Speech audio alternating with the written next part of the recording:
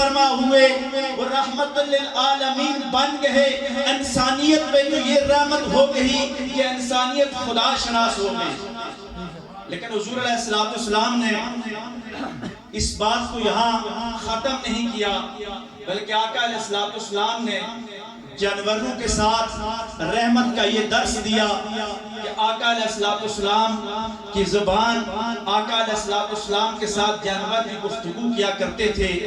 ایک اونٹ آقا علیہ السلام کے کان میں آ کے کچھ بات کرتا ہے، صحابہ پوچھتے ہیں کہ یا رسول اللہ صلی اللہ علیہ وآلہ وسلم یہ کیا بات کر رہا ہے؟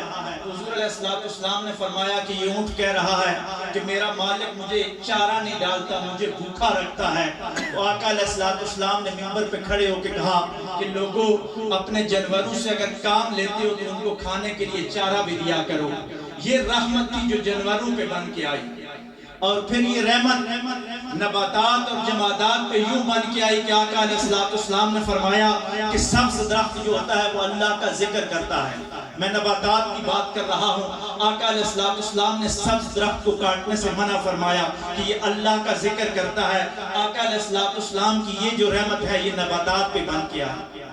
پھر وہ سوکھی لکڑی جس کے سہارے آقا علیہ السلام خطبہ دیا کرتے تھے، جب منبر بن جاتا ہے تو وہ بڑبڑا کے حضور علیہ السلام سے بات کرتی ہے کہ یا رسول اللہ میں آپ سے جدا نہیں ہونا چاہتی۔ یہ وہ خشک لکڑیوں کے ساتھ حضور کی محبت کا انداز ہے۔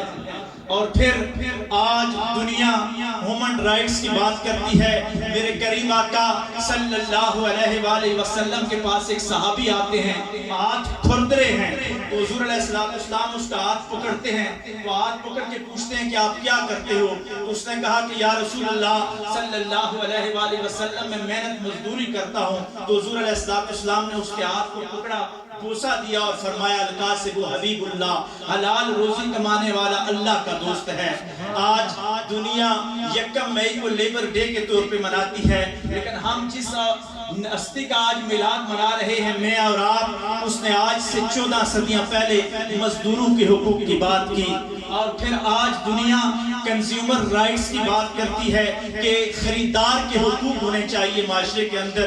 آقا علیہ السلام 14 صدیاں پہلے مدینے کے بازار سے گزرتے ہیں، ایک صحابی غلہ لگا کے بیٹھا ہوا ہے، وہ غلے کا ڈھیر ہے، آقا علیہ السلام اس کے اندر ہاتھ ڈالتے ہیں اور اس کی تری جو ہوتی ہے اندر سے وہ گیلا ہوتا ہے تو اس کو باہر لے آتے ہیں۔ حضور علیہ السلام نے اس صحابی کو فرمایا